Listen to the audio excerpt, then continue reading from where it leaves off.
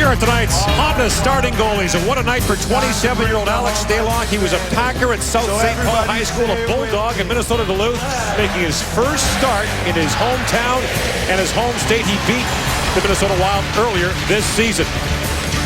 And goaltending's been an issue for the Wild. Darcy Kemper was pulled for the 5th time on the weekend, giving up 4 goals on 21 shots against Dallas. Minnesota 29th in the NHL in team save percentage. San Jose coming off a win last night in Winnipeg will then go to St. Louis and face a Blues team that embarrassed them badly on home ice on the weekend. So both San Jose and Minnesota have had to bounce back from bad losses in recent days. Koivu wins the draw against Logan Couture, and we're underway as Couture taps it back for Marc-Edouard Vlasic. Reconstituted lines now for Minnesota with Zach Parise out of the lineup. And the Wild have been dogged by the mumps, the flu, injuries, you name it, almost the entire first half of the year. Logan Couture sweeps that ahead, and the pass just missed. Melker Karlsson, number 68, what a story he is. The 24-year-old rookie out of Sweden has scored in back-to-back games for the Sharks. From way up north in Sweden, Skellefteå. A 2-time Swedish Hockey League champion with that powerhouse program. Karlsson's got 3 goals in 11 games since being summoned from the American Hockey League. And here's Ryan Suter with it. Suter has played 300 more minutes than any other Minnesota player this year. 5 hours more ice time. Kyle Brodziak drops it back for Thomas Vanek. Bounces off his stick. Vanek signed in the offseason a 3-year, $6.5 million a season deal. He scored once in his first 21 games as a member of the Wild. Not getting enough shots on goal. That's been his biggest problem. He's got to start shooting the puck. They didn't sign him to be a playmaker. He's got to be a shooter. Marco Scandella plays that rink wide. Jumping on it is Brendan Dillon. And the Sharks will change as Dillon fires it in deep. See the neutral zone structure going to San Jose. Get ready for this all night long. They want Minnesota to become impatient and turn the puck over like that. And played ahead by Tomas Hertl. Hertl wearing a full cage tonight after taking a puck in the face last night in Winnipeg. His teammate Logan Couture inadvertently shot it into the San Jose bench. 18 stitches later, Hertl's back in the lineup tonight. He's still mad that the Czechs didn't do better at the World Junior and that the Slovaks got a bronze. Slovak shut out the Czechs in that tournament in the quarterfinals. That doesn't go down well in that bitter rivalry. And Cook sweeps it ahead, trying to find Justin Fontaine. The play was offside at the San Jose line. And this is what we were trying to bring forth before the game started. Look at the white sweaters. They're back. They're basically playing a 1-4. It's not even a trap. They're trying to force turnovers. And again, you see it become reconstituted after the turnover. Todd McClellan, a really detail-oriented guy. Learned a lot about hockey from Jacques Lemaire and Mike Babcock. Brent Burns fires it in, the first-round pick of the Wild back in 2003. Subsequently traded to San Jose. He's been playing forward and defense in his career in San Jose, but a full-time defenseman this year. John Scott in there. Scott is back from serving a 4-game suspension. Gets banked by Burns. He races back with Ryan Carter closing on him. And here's Burns, a terrific skater. Plays it across for Andrew Desjardins. And through the middle, it's kicked ahead by Freddie Hamilton as if it's called up from the American Hockey League. Well, Doc Emmerich, Eddie Olczyk, and I also his brother played tomorrow night for the Boston Bruins.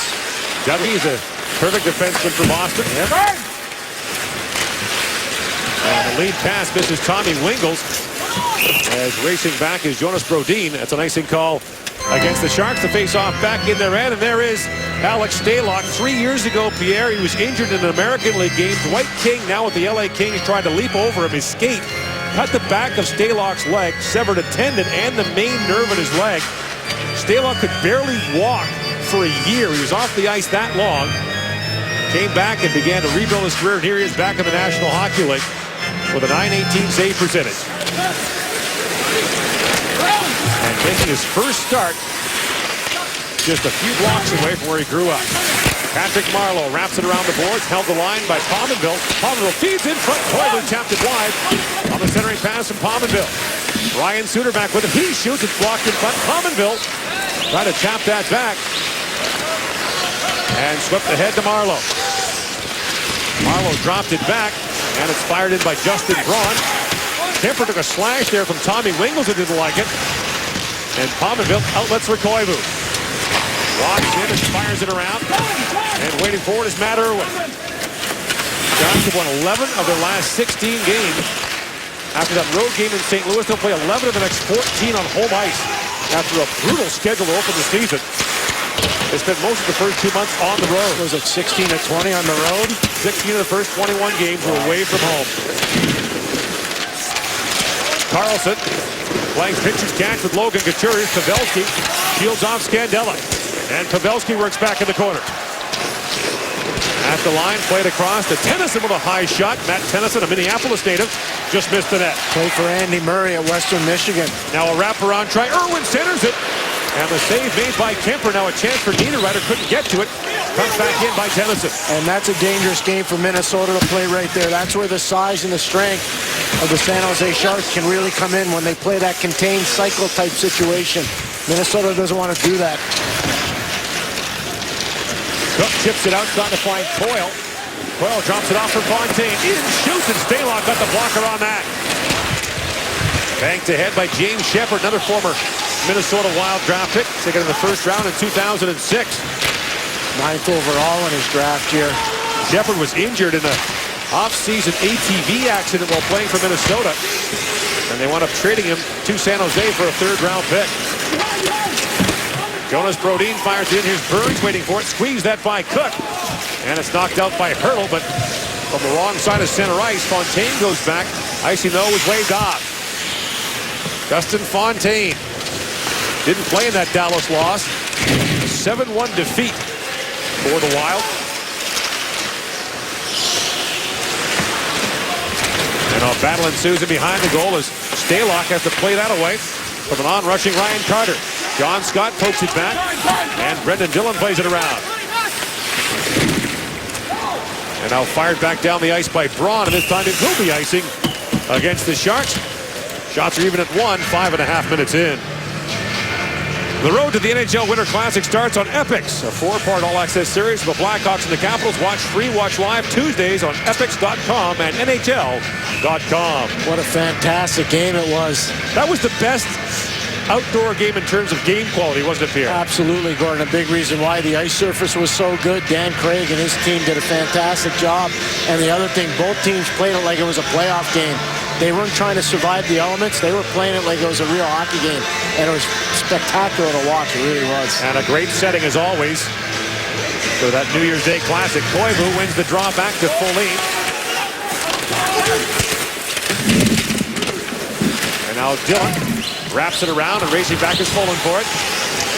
Christian Folin signed as an undrafted college free agent last year at a UMass Lowell. His ice time's been cut pretty dramatically of late for the Wild as he tries to stay in the lineup. I do think he played for one of the best coaches in college hockey today, Norm Bazin. Pominville centers it, just missed Koivu. Out the other side, Spurgeon winds and fires. Stalock makes the save on him. Out to the middle of the ice for Pavelski. Jumps it across the line, Pavelski. 20 goals on the year, drops it out. The pass this is sure.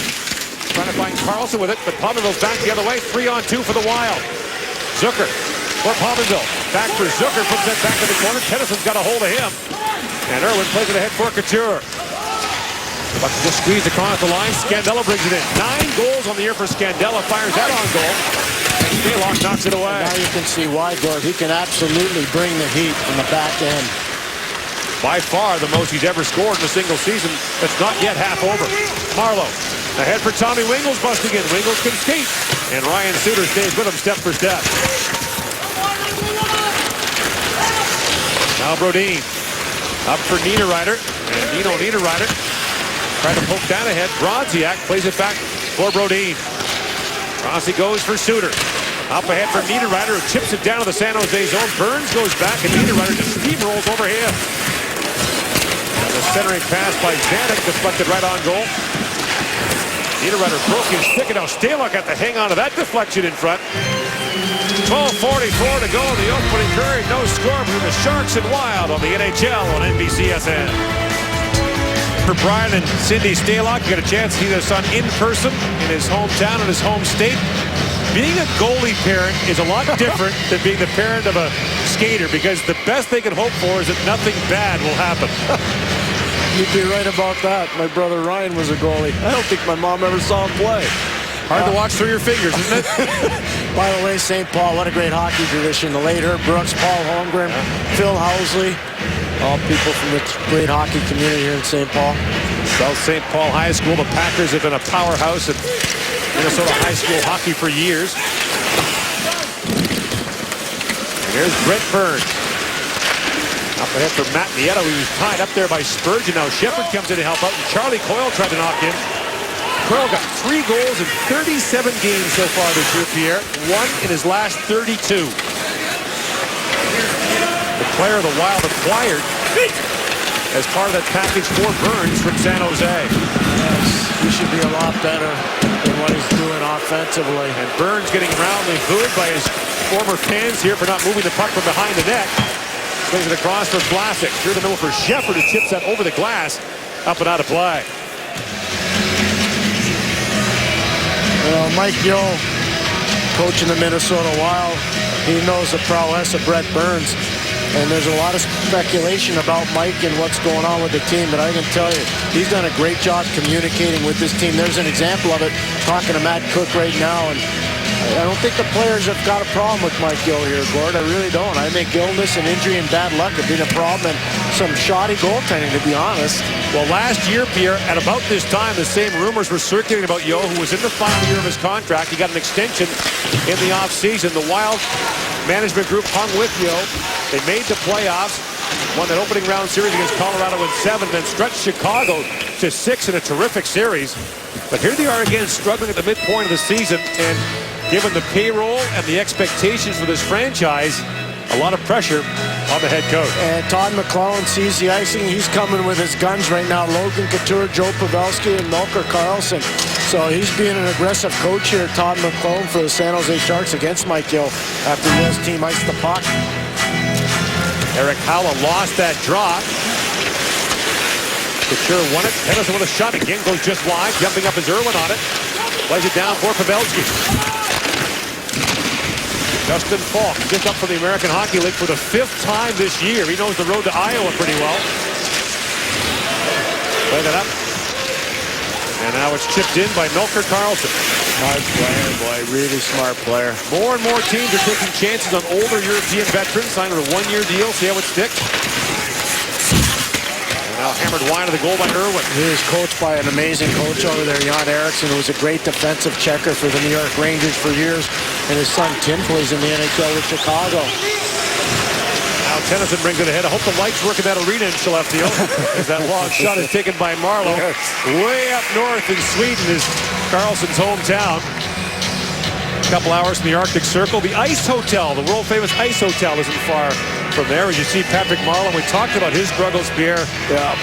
First point in 10 games last night, an assist in the win over Winnipeg. You know, I was talking to Joe Thornton before the game. Was obviously a scratch here tonight because of health-related issues, and he was saying the one thing about Patrick Marleau, and I heard Jeremy and Keith talk about it too, is Patrick, oh, look out. Patrick Marleau can score. He just, once he gets on a roll, the puck's going to get in. He just got to get on that roll. 7 times hit the 30-goal mark in the National Hockey League. Still getting lots of shots and chances, but his shooting percentage is way down. Yeah, and that's why once he gets going, he's going to feel better about himself, like a lot of goal scorers. The pillows will be softer and the food will be hotter, right, Gord? Absolutely. Here comes Zucker with it now. Zucker taking the spot of that Freeze, and he pulls over Burns. And now back at the point. Suter with a shot. The traffic in front provided by Zucker, and Stalock fought it off. And now Burns moves it out and finds Barclay Goodrow. Another free agent find by the Sharks. Goodrow kicks at it.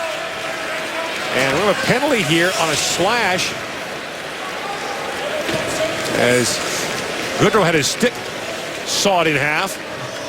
And I believe the penalty is going against the Wild. Jason Zucker's not an overly large guy, but man, oh man, does he let Brent Burns know he's physically strong. Maybe not big, but a whole lot of hockey strength right there. You know what that reminds me of, Gord? Sergei Brylin, when he played for the New Jersey Devils, he would go into bigger guys when they weren't expecting it. Barclay Goodrow's going to get called, I think, for a slash right in front of the San Jose bench. So there were a couple of hacks in front of the bench, but Goodrow's the one who gets called. Watch the left side of your bench, number 89. Well, His stick got broken. So this power play brought to you by Ford. And so a chance for the Wild here. Ranked 24th in the NHL on the power play. Nino Niederreiter has 5 power play goals to lead the way for the Wild. Here's Pominville with a drive, and that's tipped. Goes over the glass and out. Gord, you're talking about the power play stats, and that's where teams sometimes it looks bad. But if you go to their last 7 games, they're 7 for 27, the Minnesota Wild. So the power play has started to ignite. And I know Mike Joe and his staff have spent a lot of time working on tape trying to figure out their power play. Not the reason why, obviously, is the illness and the injury. They just haven't had a consistent roster. The Wild aren't the epicenter of the mumps epidemic in the NHL, but they're pretty close to it. Suter to Koivu. Tap back to Suter. Crossy goes to Pominville. Plays a point the power play. Suter being shadowed carefully by Pavelski. Now Koivu slaps it down. Tipped up the side of the goal by Vanek. And Koivu back with it. For Suter. Lots of traffic as Suter has a look. Pominville slides down. Suter works in. Here's Pominville. Can't find a lane to shoot. Now Suter waits. Winds and fires. Hit by Vanek. Loose in front. Stalock's down. And Wingels took a whack at it. As Vanek plays out to an open wing to Koivu. His centering pass knocked away from Zucker. Now Stalock comes out on Vanek and knocked it away. A little adventurous goaltending from Alex Stalock there. And now Suter has it. Slaps it down to Pominville. Finds Vanek. Second chance. He tapped it wide. Stalock made the save on the first one. Now sent down the ice by Dillon.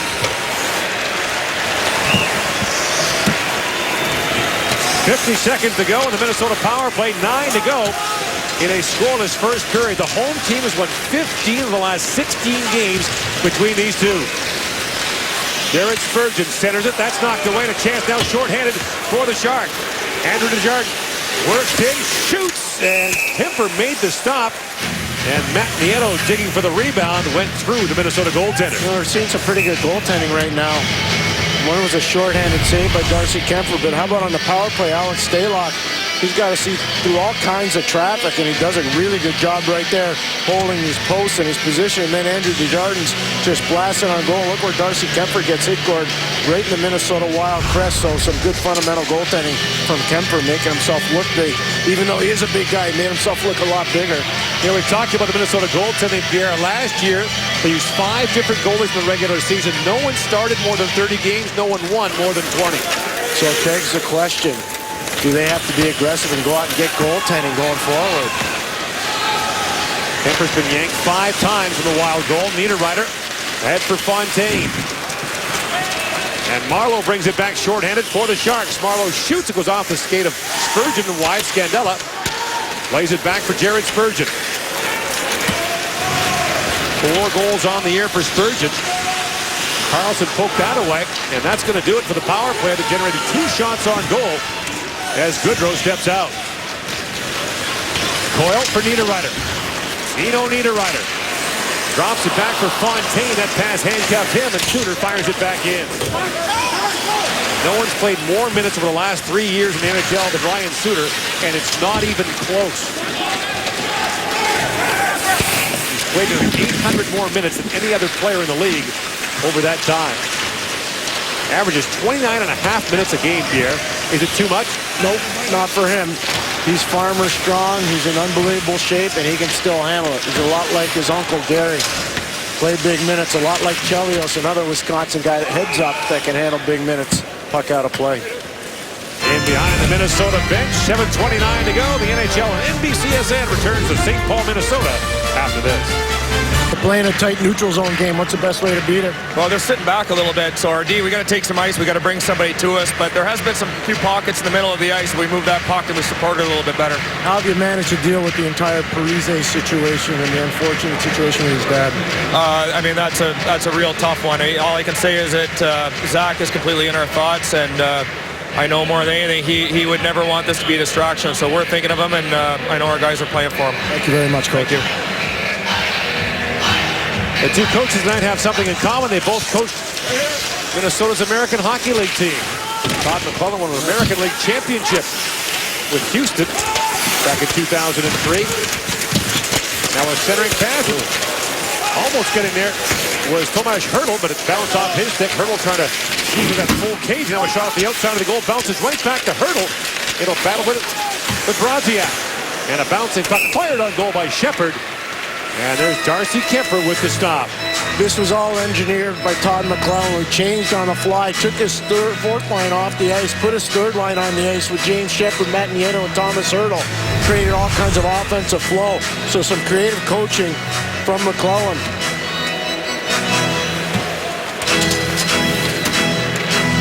Kemper with a couple of dandy stops, has some equipment problems. Kemper began the year with a 163-minute shutout streak at the start of the season. I was here opening night, Gord, working with Doc Emmerich, I believe, and that was a shutout against Colorado. That wasn't even close in that game. They bolted out of the gate, but have faltered since. You talked about the fact that illness and injury have been a big part of it. And tonight playing with heavy hearts, thinking about J.P. Parisi, who, in addition to being a great National Hockey League player, was a fixture in local rinks for the last 30 years. Built an unbelievable program down at Shattuck St. Mary's in Faribault, Minnesota. A lot of real good players. And down is Barclay Goodrow as he got slammed into the sideboards in a collision with Spurgeon. And Goodrow just now getting to his feet.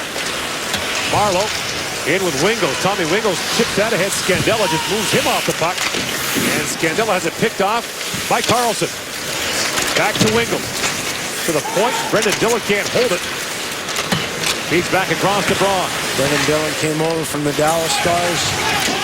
San Jose needed a left shot defenseman. They traded a right shot defenseman, Jason Demers, to Dallas to get Brendan Dillon. Fired back down to the Shark zone, and that's an icing call against Minnesota. We'll look at the structure of the San Jose Sharks.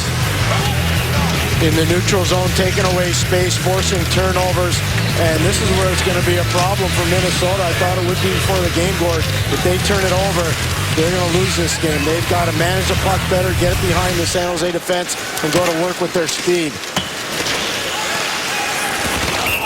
And Carlson across the line. That play is offside. Is this a rebuild for San Jose? The Sharks say no, despite the heartbreaking loss last year in the first round to LA. Most of the important components remain in place for a San Jose team.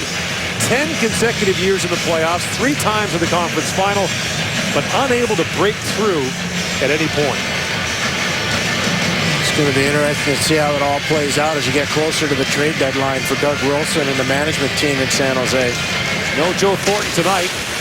Still out with a shoulder injury. Thornton has missed only 7 games since joining the Sharks midway through the 05-06 season. 713 games played for the Sharks.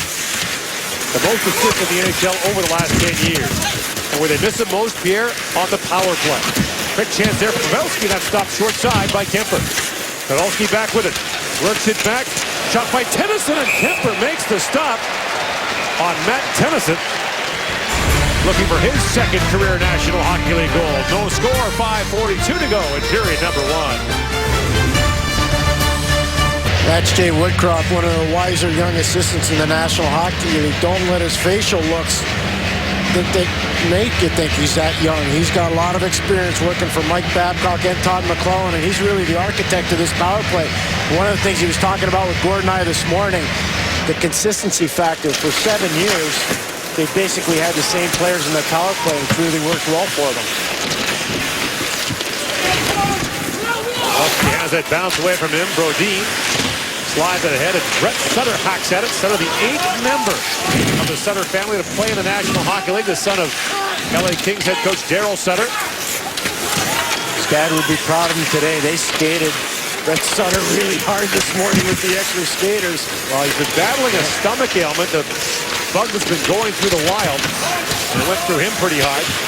As Couture brings it in, centers it, fired right on. Kemper makes the save. Digging for it was Carlson. And Eric Haula, the Finn, gives the Swede Melker Karlsson the business. And again, this is the kind of game Minnesota doesn't want to play. They don't want to turn the puck over, and they don't want to have to defend against a lot of board play and cycling. And you see the bigger bodies start to dominate. Nice play by Logan Couture out front, and then Joe Pavelski gets to the net, put it out front. Nice opportunity for Melker Karlsson, and then you see a gathering of the clans. But Gord, if Minnesota's forced to play a lot of board playing and defend against the cycle, that is not playing to their strength. They were terrific 5-on-5 in that series against Chicago last year. Of course, they had a tremendous first-round series against Colorado. Won in overtime in the 7th game on the goal by Nino Niederreiter. Mikael Granlund also scored an overtime winner in that series. Granlund out of the Minnesota lineup with a wrist injury. And again, the Sharks control off the face-off. Dillon spins and shoots right on, and Kuemper clears that away. Koivu knocks it back for Spurgeon. Shots are 8-7 Sharks here in a scoreless first period. And now Zucker tipped it, but it touched the stick of Braun, and icing waved off. Alex Stalock loves to play the puck to the ring. Zucker scores! A turnover by Stalock, and Zucker puts it in the back of the net.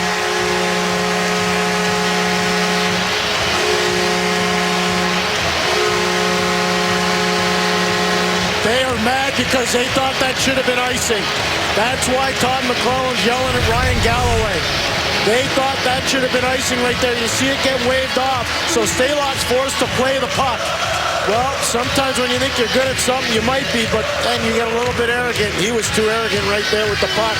Turned it over, and Jason Zucker takes advantage. That probably should have been icing, Gordon. I don't think that touched anybody. Ron was the guy that appeared to touch it, but in comes Zucker, who takes the place of Zach Parise in that top line for Minnesota. He's got his 13th of the year. And they're just it's still going.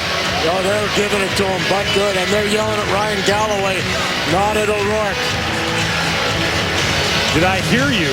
McLellan just said. I think that was a rhetorical question. Yeah. Should that be video reviewable, Gord? For a coach's challenge? No. Okay. But it will be someday. Good. The NFL is going to expand video review. You know that after the Dallas game on the weekend. I think you'll see a coach's challenge in the NHL within 3 years. How many times could you look at that and see if Braun touched it or not? Well, we'll let you know about that, Gord, in a second. Okay. Vanek up ahead for Bronziak. And okay, you throw the coach's flag. I just tossed it right on the ice. Okay, let's see. Let's see. Does Braun touch it? I can see how it appeared he did. Anyways, it's one of those things on the road. You have to fight through it. Now you see him waving his hand. They're going to change on the fly again. They want a matchup situation. Let's see so this here. is really important for James Shepherd to win this draw. They never touched that puck. Pick up the flag, Pierre. That's it picked up. There was a hypothetical flag. I know. 4 to go in the opening period. The Wild with a 1-0 lead. And now a race for Nieto as Speedster gets in, but Falk hustled back. And an icing call this time against the Sharks. They can face off back to the San Jose end. They were trying to get their fourth line on the ice, and there's Jason Zucker out of the University of Denver who scored. What a nightmare for him last year, Pierre. Oh, boy. A shot hit him in the thigh and basically blew a hole in his leg and ruptured his quadricep muscle. He was rehabbing it after surgery, tore it again, had to have surgery a second time on his leg. And his legs are everything because he can really wheel. As the late Herb Brooks from St. Paul like to say, the legs feed the wolf.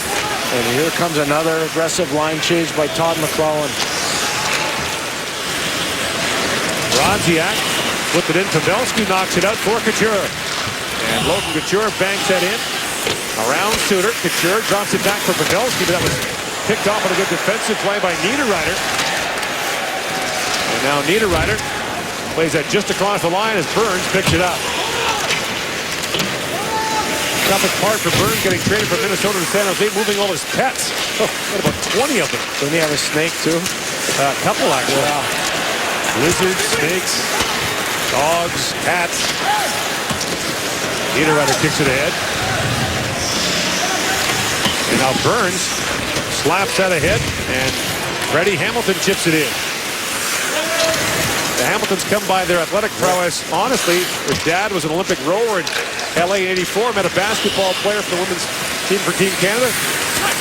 They got married, and Dougie and Freddie are both in the NHL. The dad had Dougie and Freddie out rowing this summer to condition. Now Spurgeon in scores! Zucker with the pass. Spurgeon with a shot, and the Wild lead 2-0.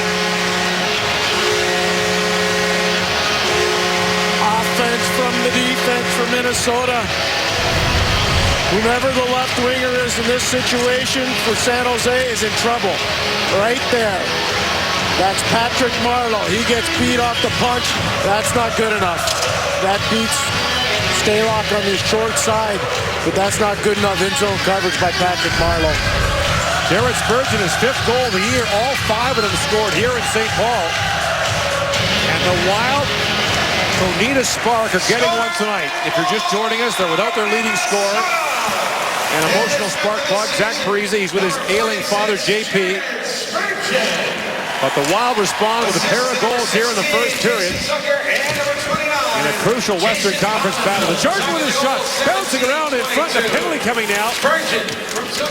Carter touches up and played back to the point. Play continues here. The penalty is against the Wild for an infraction in front of the net as Braun is back to pick it up. So with 2 to go in the period, a penalty coming to the Wild. Finally touched up at center ice by Ryan Carter, and a hooking call will go against the Wild, sending San Jose to the power play. Brendan Dillon does a nice job getting this puck through to the net, and then the opportunity for Barclay Goodrow is right there, and you see the stick come in from Justin Falk on the hook. Good persistence, hard on it. Goodrow's not going to hang around to the outside. He's going to get to the front of the net. Excuse me. And there's Justin Falk being called by Brian Pochmera. So now San Jose with his 7th-ranked power play in the league goes to work. Joe Pavelski leads the Sharks and the league with 10 power play goals so far this season. And Pavelski wins the draw back to Marleau.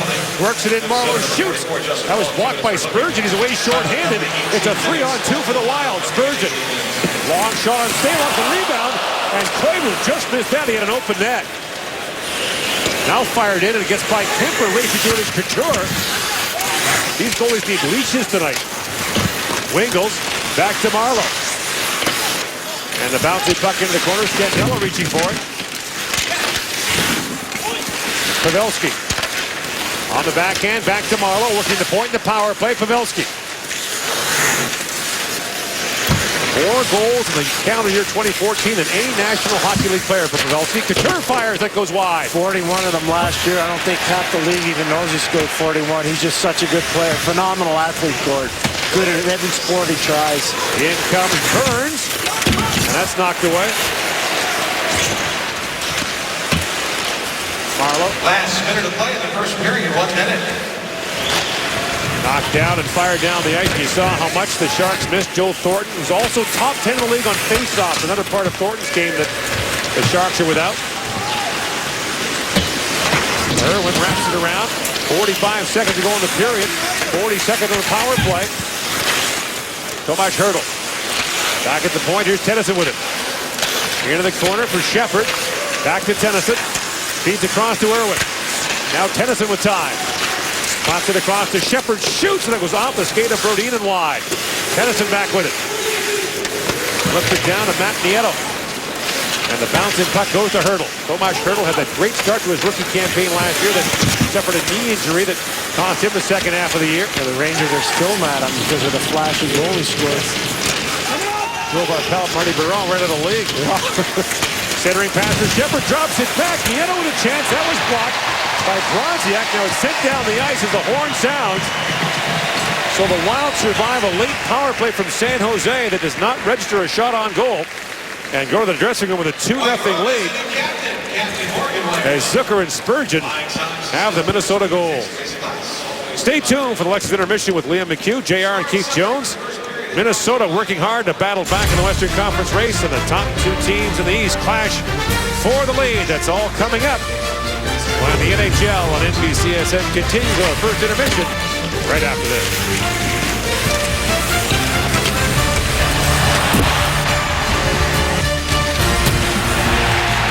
Great Herb Brooks stands on guard outside the arena. Inside, the Wild have a 2-0 lead on the San Jose Sharks. Let's go inside the glass with Pierre Maguire. Well, Gord, Herb Brooks will be thrilled to death with the way the Minnesota Wild are trying to push the pace of this game. Force turnovers and attack. Come out of your own zone cleanly, that's good. And then push the pace and start getting pucks in deep. Get it behind the defense of the San Jose Sharks. Block a shot, engage your speed, chip it deep, get to work on the forecheck. Dominate forward play, be hard on it, cycle, good job, read, react, get it out front, and then Jared Spurgeon, stick it short side. Herb Brooks would be thrilled, Gord.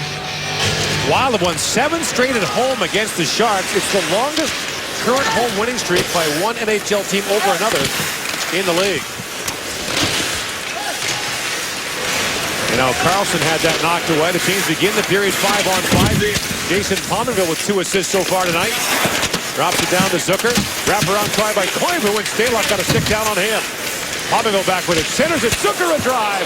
And Stalock makes the save up high. Well, you just talked about board play, and you can see what Minnesota's trying to do. Get pucks in behind the San Jose defense and go to work. Dominate on the cycle. Behind the defense, wrap around for Koivu, no good. Good support, though, coming up. Get it out front to Zucker from Pominville, and a good save by Stalock. Zucker didn't get all of it, but he got enough on it to get it to the net. Jason Zucker from Las Vegas, Nevada, was a member of a World Junior Championship team for Team USA that had players from 14 different states, including Nevada, Arizona, California, Texas, and Florida. They're playing hockey where we didn't see it a few years ago, Pierre. It's more than Minnesota, Michigan, Massachusetts, and Wisconsin. And the NHL deserves a lot of credit for that. In comes Vanek, centers it. That was knocked away by Goodrow. And now Barclay Goodrow racing to it. Marleau up to center ice for Wingles. That misfired. And Niederreiter had to skip away from him. Marleau for Braun. And in comes Goodrow with a drive. And Darcy Kemper makes the save as Braun gives him a flyby. And Kemper gives him an elbow. Well, this Saturday it's win or go home as the Patriots host the Ravens. Bob Costas and Dan Patrick host Football Night in America. Coverage begins Saturday at 3:30 Eastern, only on NBC, the home of Super Bowl 49. Well, I'm sure the Patriots want it to be really cold, Gord. I think they might get their wish based on the forecast. Yeah. That Joe Flacco had it going on last weekend. He's running the playoffs. 17 touchdown passes, 1 interception. The Delaware Bluehead. Now Nieto battling forward down low. Tomas Hertl leaves it there, back at the point. Matt Irwin was being harassed there by Fontaine.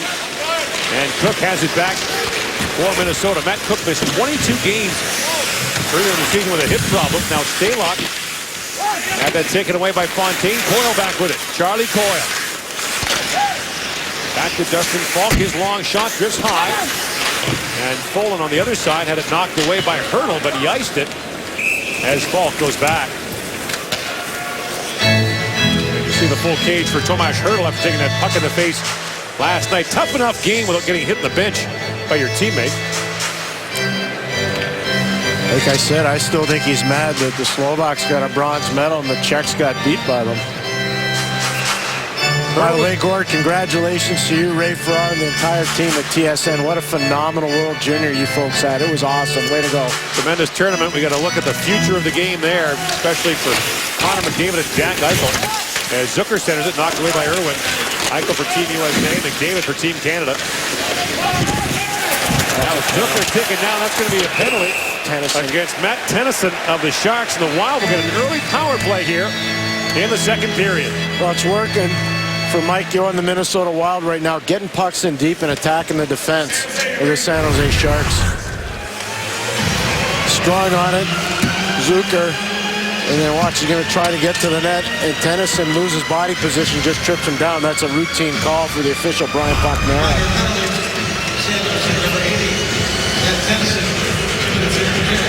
Koivu, Vanek, Zucker up front.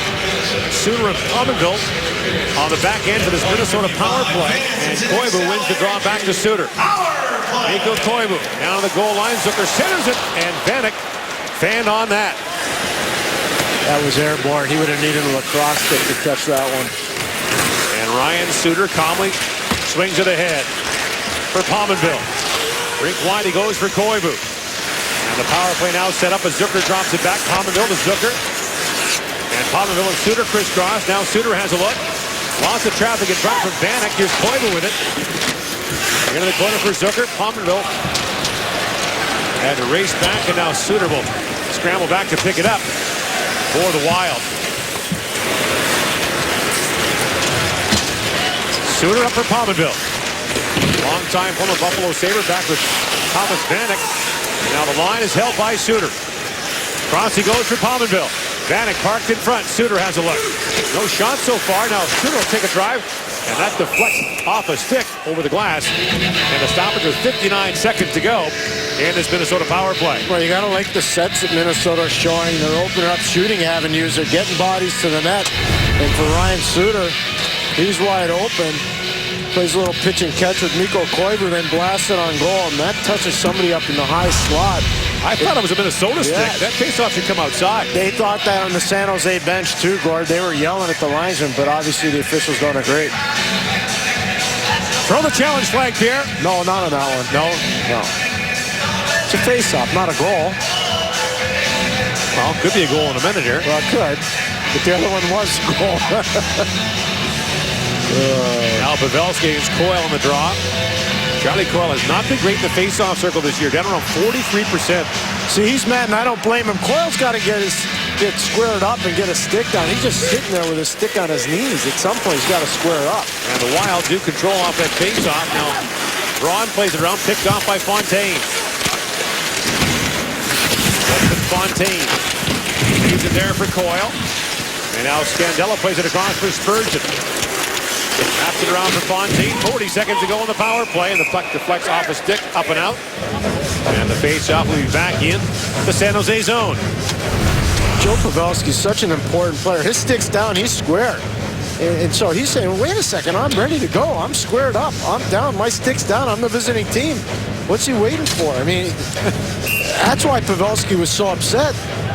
Pavelski's squaring his sticks down. Eventually got tossed out. Now Desjardins on the face-off against Koivu, who wins that back for Burns, and here's Burns with it. Brent Burns leads the rush now for San Jose, short-handed. Burns comes in and shoots off the outside of the goal frame. Marleau plays it all the way back to Vlasic. Vlasic lost it to Vanek. In comes Thomas Vanek peeling back. Rink wide, he goes for Koivu. That skipped off his stick. And Koivu drops it back to Suter. Final second of the power play. Zucker drops it back for Suter. Vanek battling for space in front along with Koivu. Now Koivu trying to pull that back in front, spinning around Vlasic. Now it's centered. Vanek tapped it back across for Pominville instead of shooting. Pominville fires. Vanek got a tip on that. And Tennyson out of the box is up the deck. Suter keeps it onside. Shoots. Staylock to save. Vanek digging for it. It's still loose. Koivu battling. Vanek down there. The puck squirts free. Picked up by Koivu. And now Koivu trips down to Jardin. And a frustrated Mikko Koivu will go to the penalty box shortly after the Wild failed to generate a shot on their power play. This is where Thomas Vanek's got to shoot. He's not a playmaker. Put the puck on goal. He doesn't. Eventually, they're going to get a gathering of the clans in front of Alex Stalock, and it's chaos after Ryan Suter blasted on goal. Good job by the Wild having slot area presence there, but eventually there's going to be a penalty on the trip right here to Mikko Koivu on Andrew Desjardins. Another face-off in Minnesota end. Logan Couture against Kyle Bronziak. Bronziak wins it back to Scandella. But Burns holds the line for the moment for the Sharks. Pavelski. Taps it across to Marleau. His pass goes off the skip of Matt Cook and back up to center ice. Wingles drops it back for Brent Burns. Back on defense, but still plays like he's a forward sometimes. Couture drops it back for Marleau. Patrick Marleau winds in, drops it down for Couture, back for Marleau. Feeds it back to Burns. He kicked at it, but it's picked off by Bronziak, away short-handed. And the Wild need a change as Brodziak just buys some time and drops that back in the corner. The first time we'll talk about in a second. Ryan Carter aggressive. Carter picks it off as the Wild are very aggressive on the penalty kill. Now Pavelski picks it up. The first time the Americans won a gold medal at the World Junior was in Helsinki in 2004. Brett Burns played as a forward in that tournament. He was on line with Ryan Getzlaf and Jeff Carter, and they called themselves, Gord, the Goof Troop. The Goof Troop, yes. They've never lived that down, really. That's 12 years ago. Carter's gone to great pains to point out that he wasn't a goof. No, he was not. And you know what? You could talk about Getzlaf potentially being the MVP of the National Hockey League. You could. Boy, Anaheim. They're good, Gord. Teams along. Good till they get John Gibson back, too. They take a little duress off of Freddie Anderson. Now Marleau swings it ahead for Couture. 100 minutes to go in this power play that hasn't generated much so far. Now Pavelski works in. Play was onside. The Wild didn't like that call. And late pass goes the other way to Carter, shorthanded. Ryan Carter shoots and just missed the stick of Erik Haula. And now Carter back on it, lays it back in deep, and the Sharks can't get engaged here. 30 seconds to go in the power play. James Shepherd. Hammered there by Cook along the boards. And that went off the meshing, and a late call there. The faceoff will be in the Minnesota zone. And again, the Wild are arguing the faceoff should be outside, and it will be.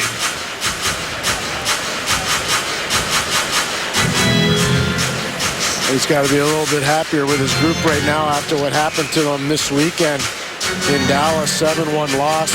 They were outshot 35-22, but they were no good in that game. They were bad.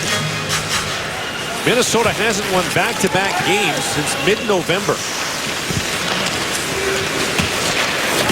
7 points out of the last playoff spot in the Western Conference entering play tonight. James Shepherd picks it up. Works it back at the point for Tennyson to Shepherd. Final second of this power play. Tennyson unloads, and that hits Scandella and took a bite out of him. Back is Hurdle. No shots on goal for San Jose in that power play as Koivu steps out. And Kemper chips it there for Spurgeon, who has one of the Minnesota goals tonight. Minnesota's got 2 more home games coming up, and they won't be easy. Chicago and Nashville coming in. On Sunday, I'll be in Chicago with Doc Emmerich from Minnesota at Chicago. And Gordy talked about a bite coming out of Marco Scandella. First off of Brodziak, and then right off the headgear, it looks like a Marco Scandella. See, it's going to change a little bit of direction off of Brodziak and then come up high on Scandella. You just can't get out of the way. Yeah, so after tonight, Minnesota goes Chicago, Nashville, Chicago, Pittsburgh. Happy New Year. Yeah. There aren't many easy spaces on the calendar anymore. Nope, because we haven't had expansion in over a decade and a half. The talent bucket's full around the NHL, as you like to say. 13:21 to go in the second period. 2-0 the Wild lead. We're back on the NHL and NBCSN after this. Time now for our player profile, brought to you by SAP. Joe Pavelski from Stevens Point, Wisconsin, a 2-time Olympian who scored a career-high 41 last season, and in the calendar year of 2014, led the NHL with 44 goals. Scratch golfer, could probably play Major League Baseball because of his hand-eye coordination. Phenomenal human being. In the 2003 entry draft, 205th. In the draft year. And only 5 players in that draft have more goals than he does, and they're all first-round picks. And that draft is insane. It's the greatest draft in the history of the National Hockey League. No, it's not. Oh, yes, it is. Don't tell me 79. Yes. No. No. We'll see over time on that one. The 03 draft is a tremendous draft. Of course, Marc-Andre Fleury at the top of it. Eric Stahl. Corey Perry, Ryan Getzlaf, Zach Parise. It's just an Ryan Suter. Want me to keep going? Shea Weber. Brett Burns. Patrice Bergeron, second round. Patrice Bergeron in the second round. Shea Weber in the second round. Only one team missed. Rangers. Oh, I knew you'd bring that up. Here's Zucker with it. Spins and shoots. Knocked down in front, but hit Palmerville in the back. And now Couture lifts it high in the air, trying to find Pavelski. Knocked down with a high stick. And play is called. 12:48 to go in the second period. And Joe Pavelski in that draft, imagine there's 50 guys picked ahead of him, didn't play a game in the league. Kraft is looking for the most passionate hockey community in America. Nominate your community for a chance to host An NHL preseason game plus $150,000 in arena upgrades. Nominations now open. Craft Hockeyville for the love of hockey. Any community can win. You can have an NHL preseason game at your local arena. You and I have done a couple of those. That's an awesome event. It is. It really is. It's good. They played one year in a bandbox arena in Dundas, Ontario. Yes. The rink was about 175 feet long by 80 feet wide. It was like playing in a ring box. And all the players had a blast. Now Vlasic rattles it high off the glass. Scandella back for it. Goodrow gets there. Drops it off to Wingle. Back he goes for Vlasic. Shoots it off the inboard and scores right back in front. Scandella knocks that away. Now Burns the drive. Save made by Kemper. The rebound was knocked wide as Barclay Goodrow was taking for it. Now no stick for Kemper. Shot by Goodrow. That stopped again. So Kemper with his goal stick about 8 feet away. Can't get to it. And the Wild can't clear it up. Marleau centers it. Wingles had that bounce in behind him. That goal to getting closer. Spurgeon took a whack at it, but Kemper still doesn't have it. And finally it's knocked out as Pominville brings it ahead for the Wild. Nifty move along the boards, bounce it back for Koivu. In comes Koivu trying to center to sprawling. Burns knocked it away. And the lead pass just out of the reach of Hurdle as Kemper has his goal kicked back. Spurgeon up for Vanek, trying to chip that for Niederreiter. Niederreiter, good job to chip that down to the San Jose zone. Vanek picks it up. Thomas Vanek drops it back for Coyle. Brodin takes a shot. The pinball's off a skate. And Vanek won't shoot tonight. He hadn't been shooting all year. Played at the University of Minnesota. It was widely believed last year that Vanek would return to this state as a free agent after playing for Buffalo, the Islanders, and Montreal last year. Had a good playoff for Montreal. Scored 5 times in 17 postseason games for the Canadiens. They got to the Eastern Conference Final. He had a great 8-year run in Buffalo, though, Gord. You think back to it, you and I had the privilege of calling a lot of his games early on. Twice he had 40 goals or more. I mean, he had a phenomenal run in Buffalo playing for Lindy Ruff. Yeah, they didn't always get along. It wasn't always a happy marriage. No, but Lindy got his attention and got him shooting and got him playing. Now Brodin lifts that down. Tennyson knocks it down at the San Jose line. And it's swatted in by Carlson.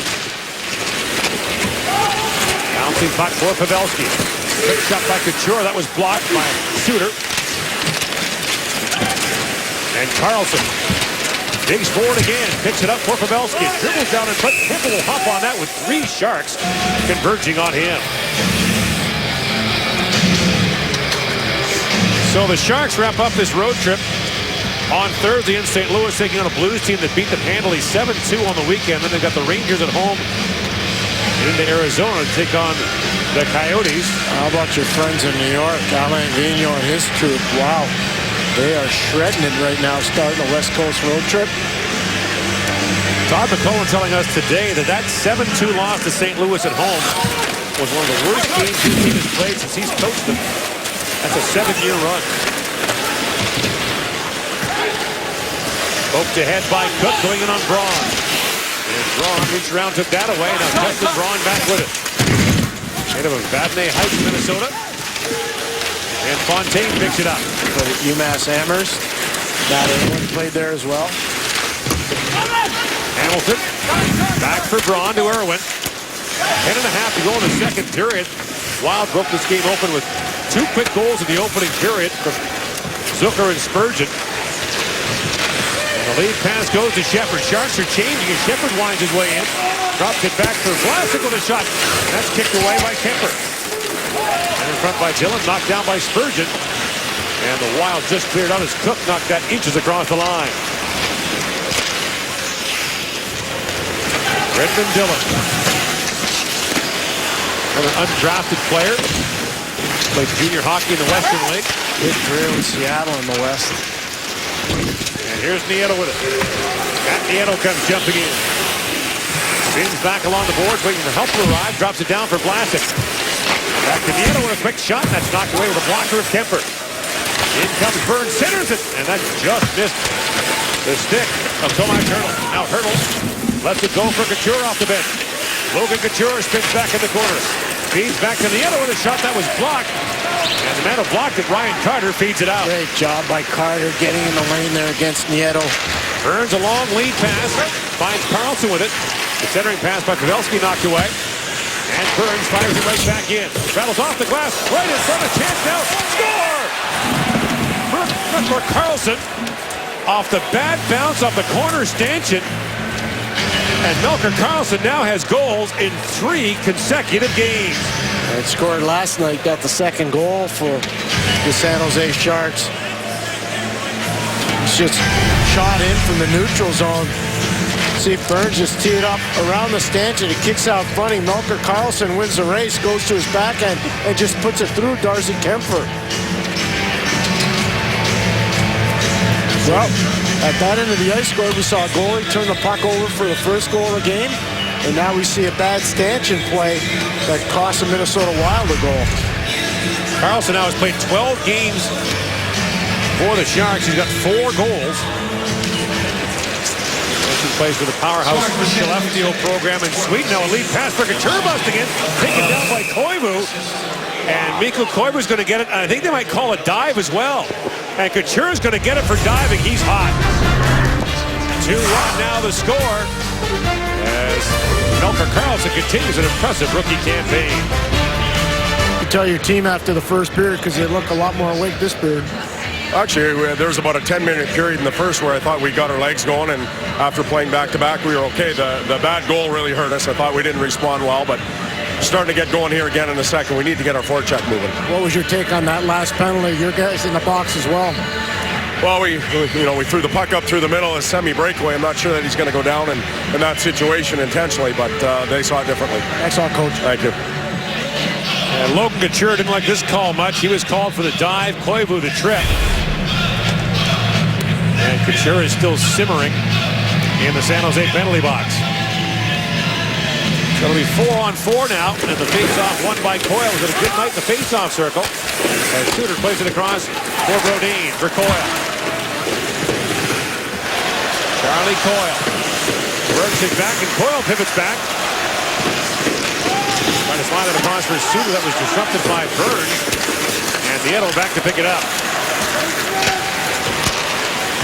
Nieto across for Burns. Snap pass through the middle for Marleau. Drops it off for Nieto. In shoots. It's off the leg of Brodin and wide. And the centering pass made by Marleau, but no one there for the Sharks. It's intercepted by Coyle.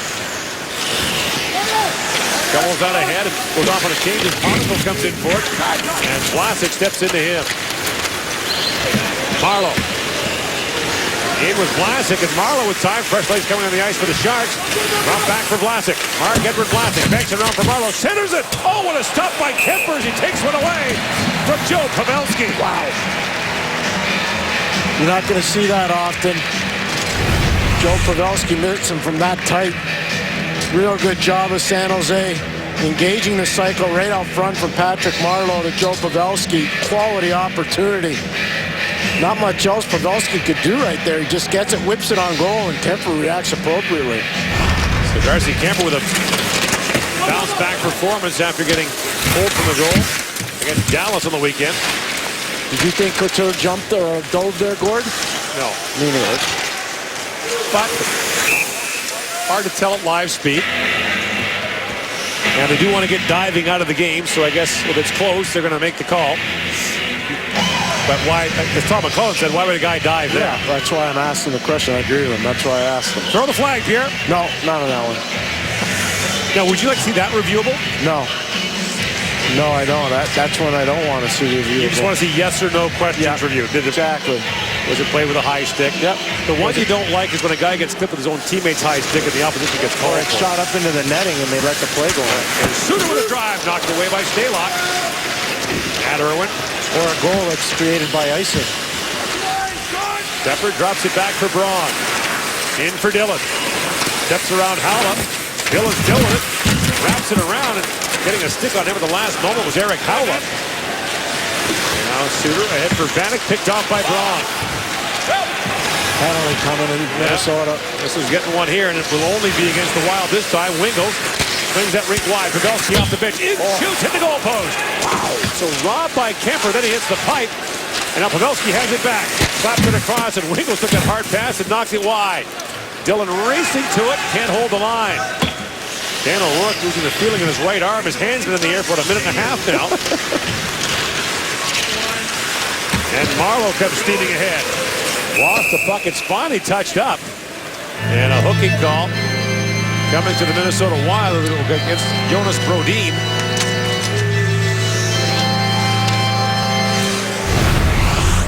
Correction, it's Vanek who goes off. 26, not 25. Right in the neutral zone. He stops moving his feet. Loses a one-on-one situation with Justin Braun, who's out of White Bear Lake, Minnesota. There's a lot of connections between the Sharks and this state. Not just the fact that San Jose and Minnesota have made a number of big deals over the years. And of course, the Sharks were essentially born out of the old Minnesota North Stars. The Gunn brothers. Dean Lombardi, Jack Ferrara. Now Couture spins and shoots. And hit the leg in front of Joe Pavelski and bounced back outside. Here's Wingels with it. One of the great hockey names came out of here. The Missing Link, Link Gates. Remember that, Gord? Yes. Drafted by Minnesota, ended up in San Jose. In comes Couture, trying to feed that back door for Pavelski. That missed. And Koivu just finished serving his own penalty, fires it down the ice. 90 seconds to go on the Thomas Vanek penalty. One thing that drove the Buffalo Sabres nuts over the years about Vanek was penalties in the neutral or offensive zone. He and Maxim Afinogenov, they drove Lindy Ruff crazy doing that stuff. Now Kemper rattles it high off the glass. Burns trying to hold it. Chance shorthanded now for the Wild. Carter comes in. Ryan Carter. Just that wide of the goal and a chance now the other way. For Carlson, drops it off for Hurdle. Tomas Hurdle. Sets things up on the power play, down to Carlson. Feeds across to Pavelski. Centers it. It goes off Hurdle's mask and bounces down beside the goal. Great stick by Brian Suter, though, to create that play for Minnesota in a positive way. Now Carlson knocks it down, spins it back in the corner for Pavelski. To Irwin. Irwin's long shot was blocked in front by Suter. And away comes Carter at the end of a long penalty kill shift. He slips that down and goes off. 30 seconds to go in San Jose's power play. Shots are 15-14 Minnesota. Shepard trying to knock it ahead. And Spurgeon just slaps that down the ice. Dennison drops it off for Irwin. 10 seconds to go in this power play. Shepard ahead for Tomas Hurdle. Return pass for Hurdle. He drops it back to Irwin. Time winding down. And here's Hurdle. No shots on goal for San Jose in this power play. Vanek steps out. And Brodziak's stick broke as he tried to knock it out. And Tennyson puts it right back down through the Minnesota zone. Right at the top of the glass. Might have touched the meshing. And up the center ice it goes as Zucker chips it back to the San Jose zone. 4.5 to go in the second period. San Jose in that log jam for one of the final playoff spots in the Western Conference. Third in their division, but the wild card teams are all bunched up right behind them. 2-1, the Wild lead. The NBC NHL coverage continues after this. The Premier League weekend is on NBCSN Sunday at 11 Eastern. Manchester United will put their recent form to the test against surprising Southampton. Weekend coverage begins Saturday morning at 7 Eastern as Sunderland hosts Liverpool on NBCSN. Hockey tie-in with Southampton. Yeah, they're fourth place in the English Premier League. Ralph Kruger, the former coach of the Edmonton Oilers, the longtime head coach of the Swiss national hockey team, is their chairman. And they have shocked the football community with their play so far this season. The English football community, not the NFL community. And now Spurgeon racing back for it. Off the boards for Pominville. Picked off by Wingels, and Tommy Wingels comes in, but the play was offside at the Minnesota line. Tommy Wingels played with a guy that scored a Stanley Cup winning goal last year. Played with Alec Martinez at Miami of Ohio. A Red Hawk, and boy, does he have speed to burn, Tommy Wingels. Very useful player. The one big difference in San Jose from the last couple of years to the previous teams, the upgraded team speed here. Agreed, and they had to do it, and I give Doug Wilson and Tim Burke a lot of credit. They went out, they knew they needed to get quicker, they needed to get younger, and they have. Pavelski disrupted that pass. And now Niederreiter with it. In behind the San Jose goal. And Couture got hammered there by Niederreiter. That's a great hockey play right there by San Jose. Really good. Sharks have an intriguing prospect coming here named Nikolai Goldobin. Yes. Played the World Junior Championship for the Russians. He is a very, very slick offensive player. Well, Mirko Mueller's not bad either on defense. Played for the Swiss in that tournament. Yep. He was loaned to the Swiss national team. He's back with the Sharks. Not playing tonight. Skillful, big defenseman, plays for Everett in the Western Hockey League. Having a good rookie year for San Jose. And now that was played with a high stick and play call with 3 to go in the second period. This is the kind of play coaches watch on tape and say, way to go, fellas. We practice this for a reason. 1 reversal, 2 reversals, up and out of the zone. Quick, clean, and effective. That's a real good job by Couture, Burns, and at the end, Pavelski. And Todd McConnell see it and say, way to go, fellas. His son Tyson was here, committed to the University of Connecticut, where Mike Kavanaugh's coaching, and Tyson plays for Waterloo in the USHL. Great USHL program in Waterloo. And now John Scott with a rare shift. He got tangled up there with Bronziak. And Tennyson looks ahead for Desjardins.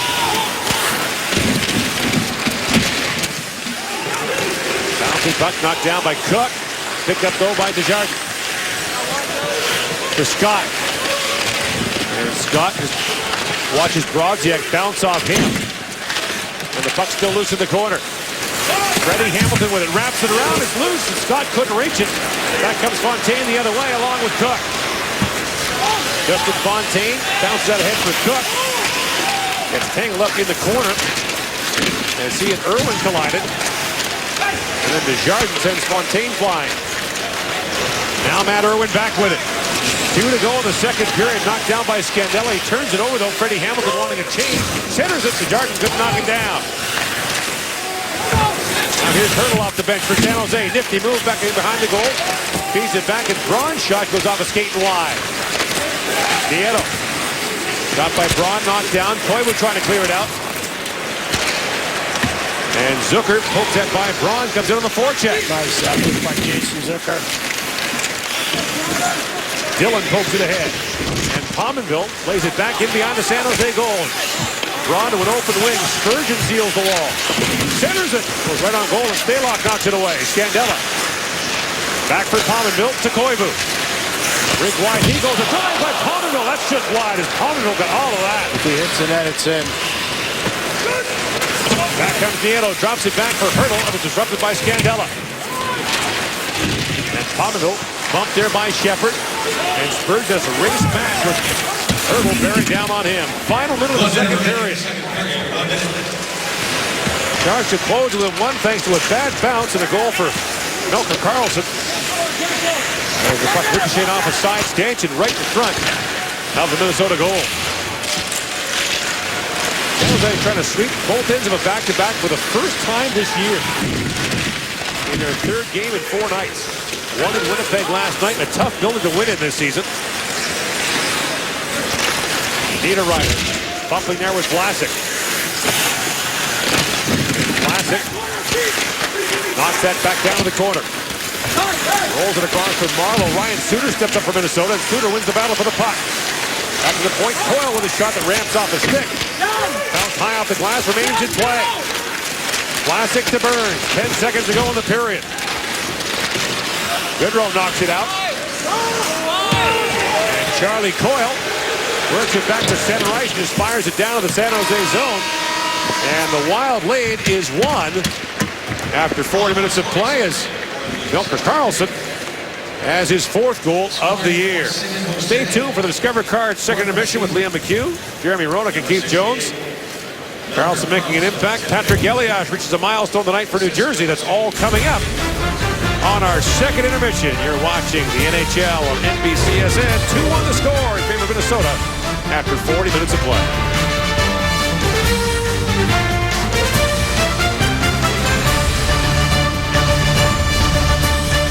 The NHL on NBCSN is brought to you by Ford. Beautiful things happen when you go further. And by Frost Brewed Coors Light, the game's most refreshing beer.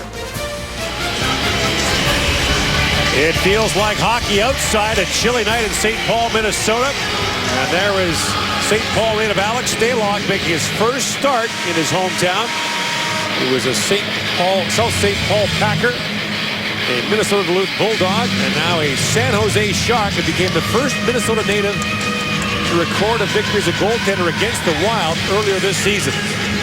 This team down a goal here to the Wild as we start the third period, 5-on-5. The shots are 16-14 in favor of Minnesota. Melker Karlsson, who has the San Jose goal off a range bounce in the corner boards, plays it around for Pavelski. And last year in the playoffs, overtime in Game 6 at the same end of the rink, the other side, a bad bounce with the Patrick Kane, who put home the series winner in overtime for Chicago. Suter slides out ahead for Pominville. He peels back, entered it, and the pass is out of the reach of Zucker. Spins and shoots it. Easy save made by Stalock. Brent Burns sets it up. Leads across. That pass knocked away and dropped down by Proziak. Vanek with a drive that goes off a stick. Bounces back into play, but it struck the meshing. Wednesday night rivalries on NBCSN. The backbone of Boston takes on the Pride of Pittsburgh. Patrice Bergeron of the Bruins collide with Sidney Crosby and the Penguins. Coverage starts at 7 Eastern. Wednesday night rivalry, the night you love to hate. The great Doc Emmerich already in Pittsburgh, getting ready for the game. Hello, Doctor. Hello, Doc. And you know what? Some strong words from the new CEO of the Boston Bruins. Yes, Charlie Jacobs, the son of Bruins owner Jeremy Jacobs, saying today in his first appearance as the newly named CEO that the performance is unacceptable and all levels of the organization are being evaluated. To which Coach Claude Julien, who was once fired with 3 games to go in a playoff year for New Jersey, said, so what's new with that? So, Gord, here's the question I have for you. If they're not happy with, let's say, our good friend Cam Neely, who gets to deliver the message to him? You first.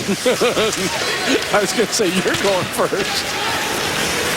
In comes Braun, now shoots from a sharp angle. And Darcy Kemper knocks it away. Niederreiter takes the return pass from Vanek.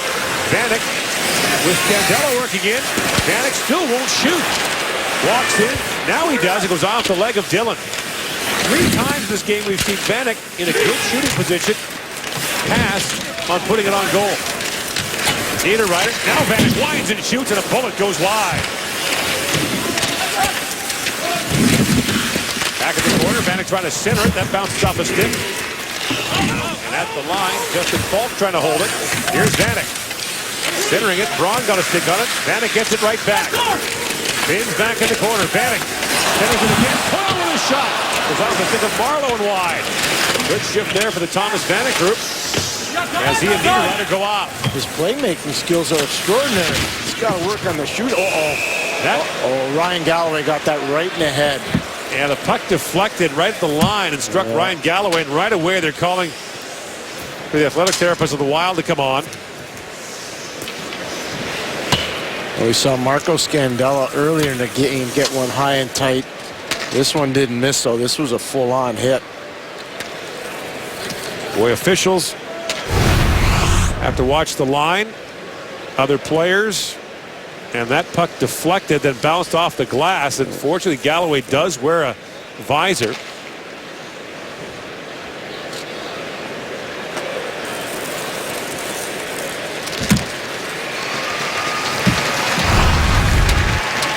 So Galloway's up and he's been cut. Yeah. Well, these officials are tough, by the way. No home games for them. They'll work 80 to 90 games in a season, pulling players out of scrums and getting struck by pucks. And Ryan Galloway, we hope he's all right, on a bad break just outside the San Jose line. So it'll be 2 referees and 1 linesman for the moment. So Brian Puckmara, Dan O'Rourke tucking it over with Mike Civic. Well, we just saw 1 puck hit Ryan Galloway in the head. The Minnesota Wild bench are probably saying advantage. Shoot the puck at Stalock and hit him, or hit the net. I mean, the light's never been greener for a shot there, I don't think. Right there. Shoot the puck. Or there. Yeah.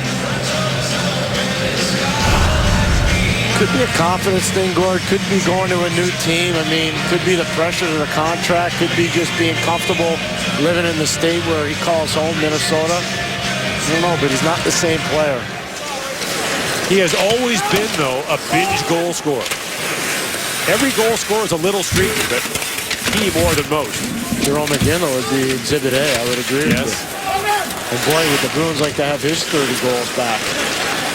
Now Coyle flutters that down on goal, knocked down by Irwin. A long lead pass picked off by Coyle. Rink wide he goes and stolen right back by Shepherd.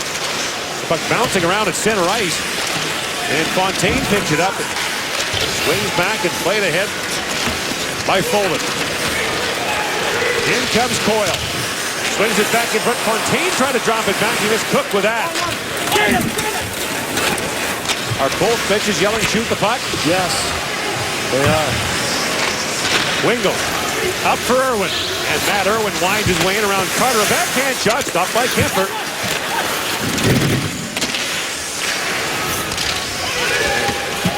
Brett Sutter plays it down to the San Jose zone. Icing waved off. Darryl, Dwayne, Brian, Brent, Richie, Ron, Brandon, and now Brett. Members of the Sutter family. They play at the NHL. And there's Brett Sutter with a shot right on, and Stalock knocks it away. Second generation of Sutters making their presence felt. There was a 25-year period in the NHL here where the NHL had at least one Sutter in it for every season. And the one brother that didn't make it, Gord, he did all right. Gary Suter won the lottery. Gary Sutter won the lottery. Yeah. Won the Canadian Lotto 649. Picked up about $2 million.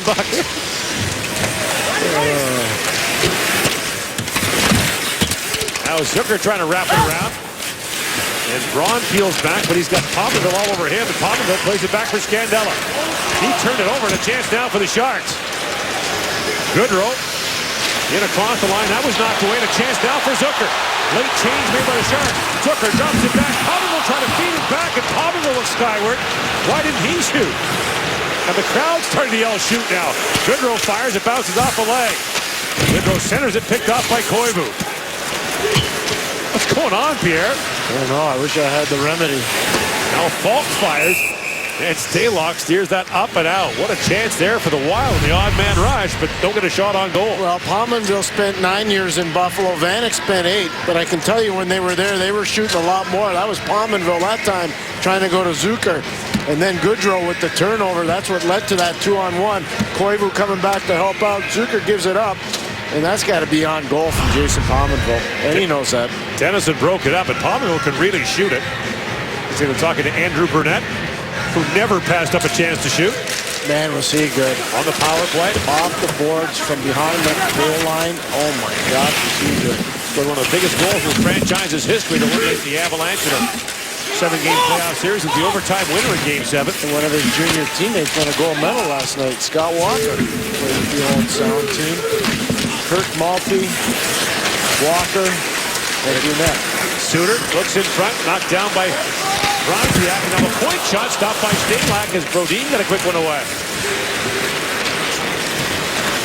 Shots are now 20-16 in favor of the Wild. So San Jose just 2 shots in the first 5 minutes of this period. Niederreiter works in. His long shot. Stalock to save. It drops down. And Stalock will hang on to that. Jonas Brodin played his hockey with Färjestad over in the Swedish league. And this time he doesn't waste any time at all. Puts it on goal, and a quick stick from Nino Niederreiter trying to look for the deflection. Isn't that a great shot, though, right there from Brodin, Gord? In a perfect area for Nino Niederreiter to get to it. And he puts it about 6 to 8 inches off the ice. Great shot. Brodin, another guy who really battled illness this season. Just 7 games with a mystery bug that's been going through the Wild. Here's Cook with it now. Spins away from Burns. They do-si-do down in the corner. Now Cook has it back. Threads it down to Coyle. Charlie Coyle pulls his way in front. Coyle still with it. Drops it back. In comes Scandella. Fontaine was knocked down in front. Vlasic got away with a high stick on Coyle. And Scandella fires it back. Cook taken down. He took Stalock with him. It's chaos right now. Cook rarely gets those calls, by the way. Yes. Burns, high off the glass and out for Wingles. Tommy Wingles along with Freddie Hamilton. And Scandella racing back. 6 gone here in the third period. Minnesota scored twice in the opening period. San Jose got within 1 in the second. And the bouncing puck goes to Couture. Logan Couture spins and shoots. That was blocked by Spurgeon. And lucky that was Potterville sends it down. That'll be an icing call against the Wild at the end of a long shift. Well, good eye by you, Gordon. Here's where we saw Matt Cook come in. Vlasic bumps into Cook. Cook bumps into Stalock. Both parties go down. No call. And this is Marc-Edouard Vlasic, the high stick right to the face of Charlie Coyle, and no call at all. Now the face-off one. Pavelski scores! Right off the draw. Joe Pavelski strikes again, and this game is tied. 41 goals last year, 21 now for Joe Pavelski. On his way to another 40-plus goals. You talk about the most underappreciated superstar in the league, you're looking at him right there. 2 years at the University of Wisconsin. Joe Pavelski, Logan Couture with the face-off win. Gord, you made the great point. Long shift and no timeout. Charlie Coyle, he loses that clean. Remember how frustrated they were in the second period with Coyle not putting the stick down for the face-off? Well, that time he did. He was fatigued. He lost a clean, and Pavelski ripped it. So Couture with the face-off win. And Joe Pavelski now has 4 goals in his last 4 games.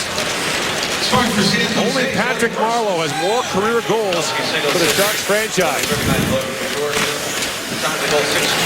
205th in his draft year. Yeah, it's an amazing story.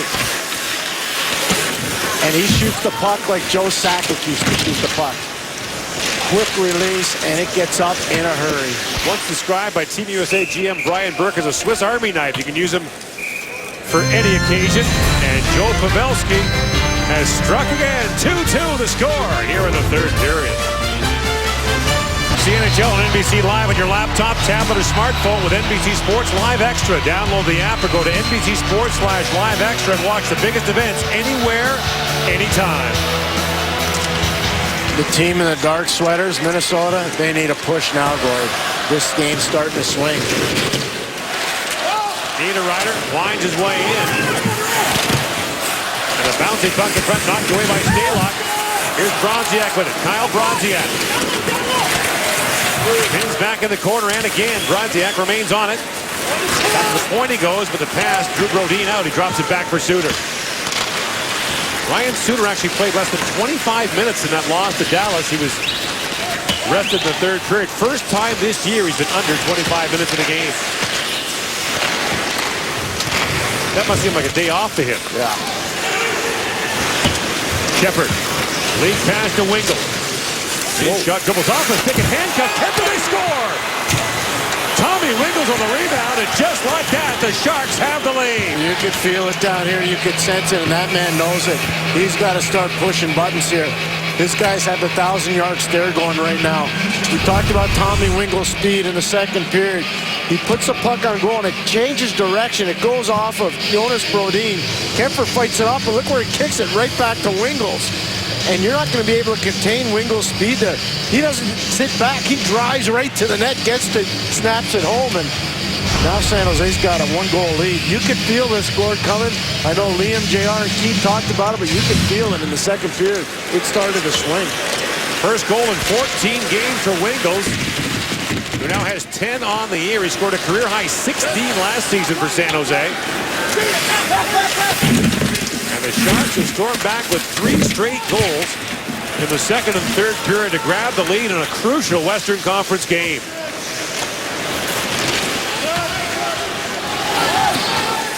As the great philosopher Daryl Sutter likes to say in L.A., it doesn't matter if you win or lose, it's whether you're winning or losing. Yes. And they've been doing too much losing in Minnesota. Well, the Sharks have done a lot of winning lately, 11 in the last 16 games. Again, I think this coaching staff is so strong in San Jose. It's little things. It's face-off plays. It's the thing they call the shooting club that was started by Joe Pavelski and Jay Woodcroft, where the players go on the ice 30 minutes before practice and shoot the puck. It's paying attention to the neutral zone.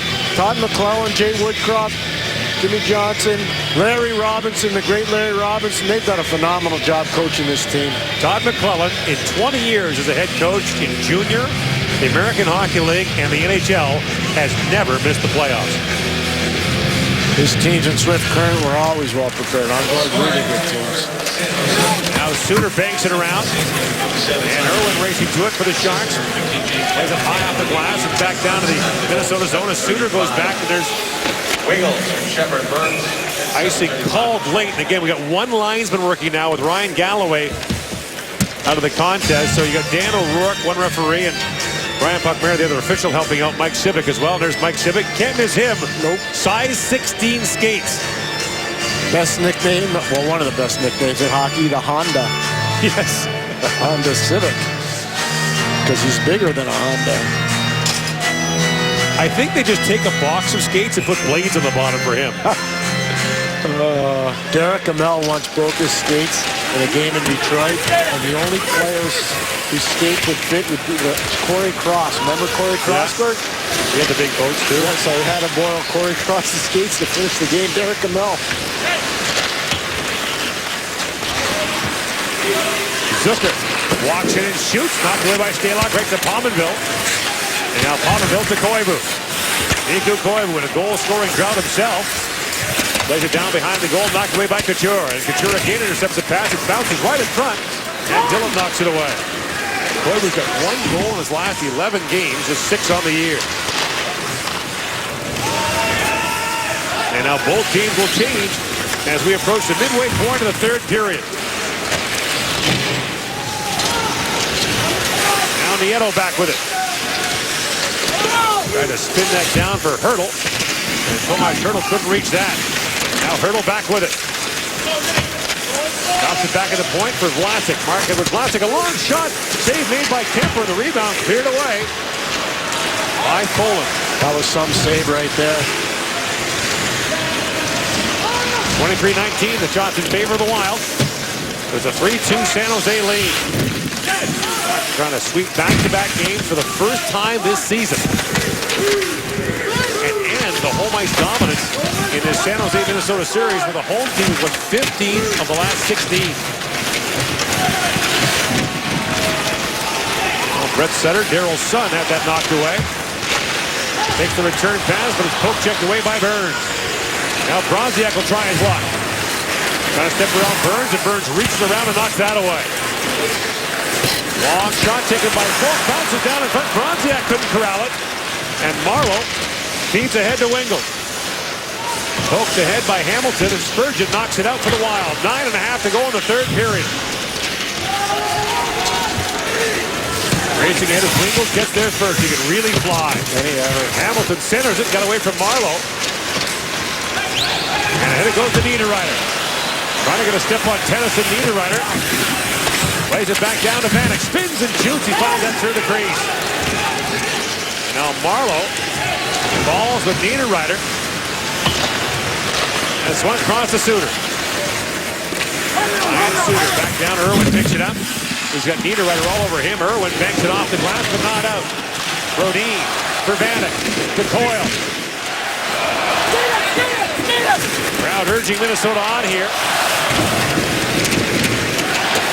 Centering pass, Puck with a shot, and Stalock gets a stick on that. Knocks it up and out. 8:36 to go in the third period. San Jose has seized a 3-2 lead. St. Paul, where hockey is such a passion, going back to the days of the North Stars. Tonight, the Wild are playing without Zach Parise, their point leader, who is with his ailing father, JP, a long-time Minnesota North Star. Close bomb with his good friend Ryan Suter's on the ice now. Suter lost his dad Bob this summer to a heart attack. And we're all sending our thoughts to the Parise family. Saved by Kemper. Pavelski tries to sweep that back. JP's wife Dawn has been on the side throughout this ordeal, and JP is at home and surrounded by his family. Bob Suter and JP Parise have done so much for young players in hockey. Bob in Wisconsin and JP obviously here in the state of Minnesota.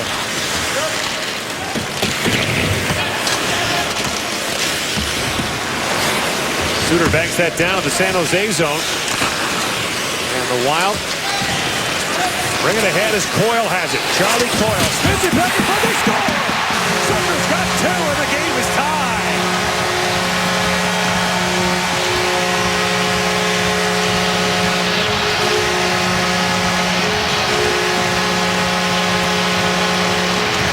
They needed something.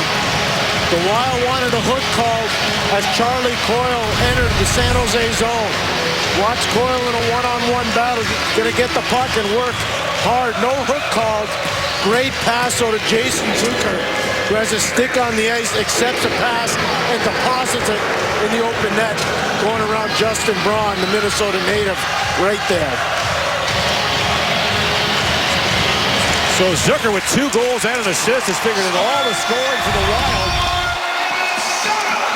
And with the second half of the season approaching and the Wild in a desperate battle for a playoff spot, they come back against San Jose to tie it up at 3. And what's interesting there, usually that's Mikko Koivu playing with Zucker. That time it was Charlie Coyle.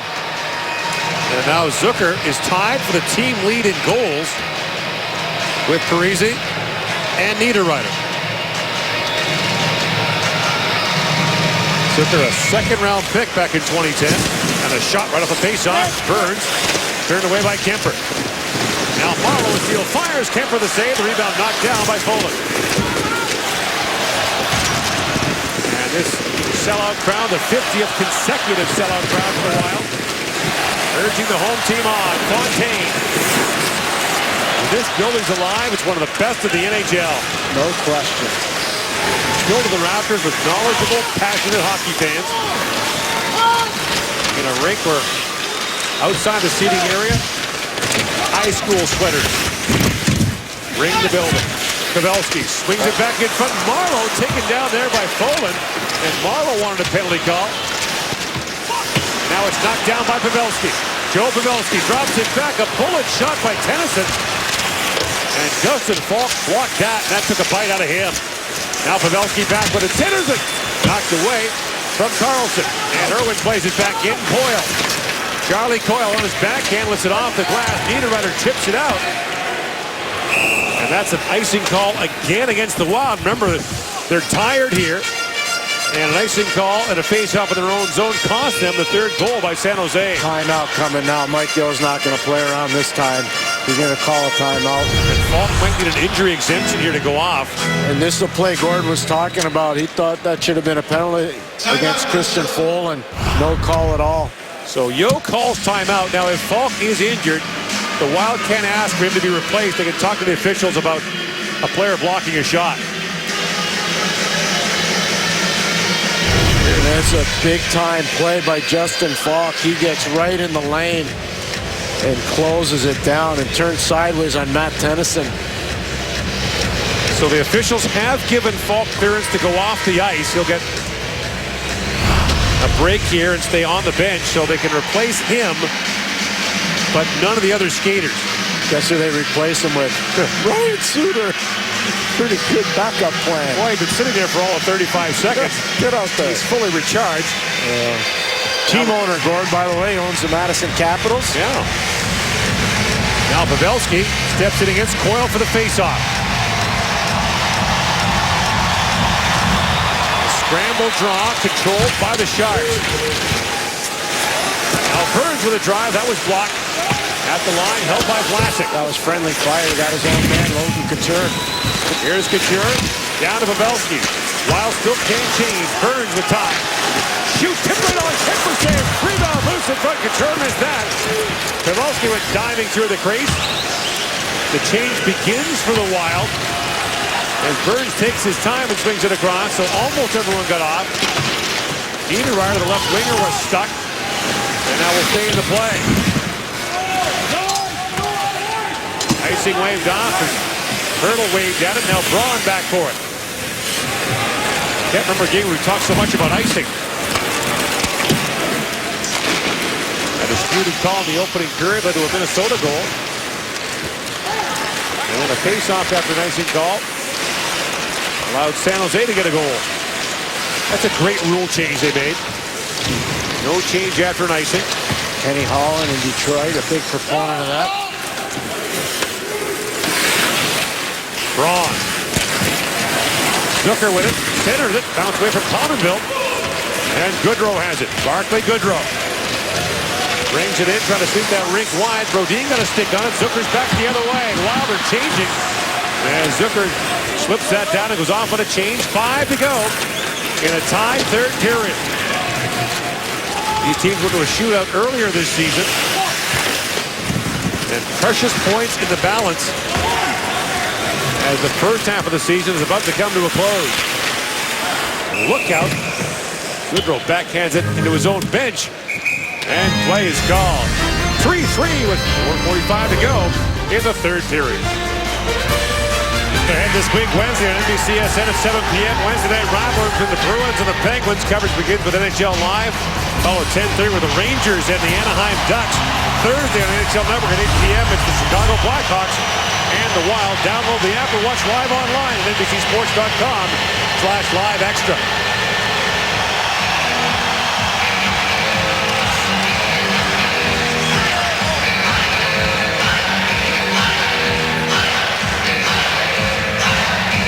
Koivu against Couture for the faceoff. Wins it back.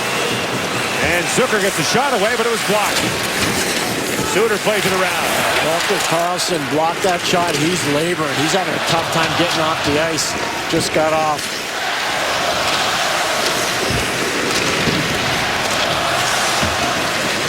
Now Burns for Pavelski. Drops it back for Vlasic, who has to race back with Pominville closing on him. Couture trying to sweep that away.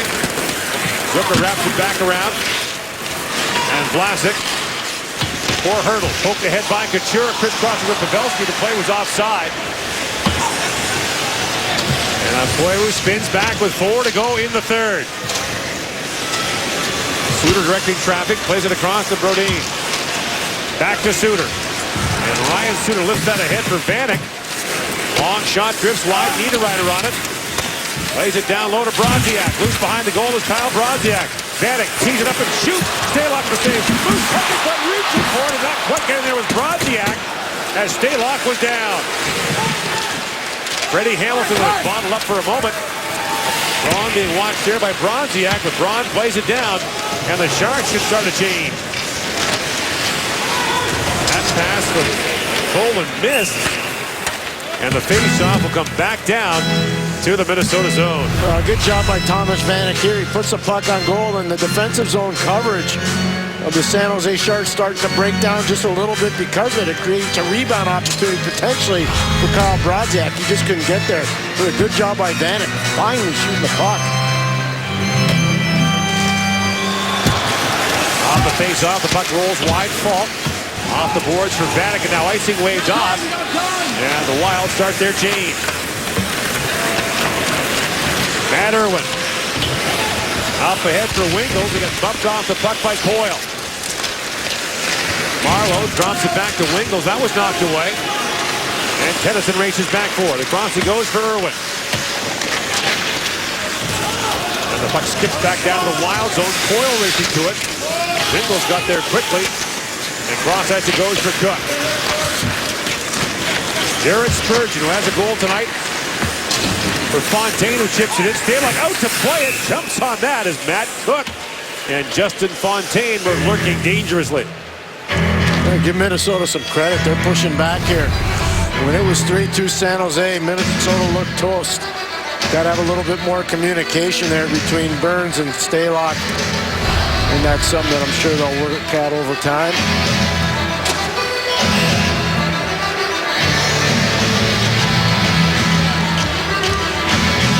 Now Koivu went for the face-off against Pavelski. And Burns taps it back for Vlasic. Gold medalist last year in Sochi for Canada. Vlasic still an underrated defenseman in the NHL. You know, in his entire career, he's only been a minus player in one season. That was his second season in the league. In comes Koivu, drops for Zucker, winds and fires, and Stalock makes the save on the red-hot Jason Zucker, who has never had a National Hockey League hat trick. Get him the puck, he'll shoot it. He won't ask either, just get it to him.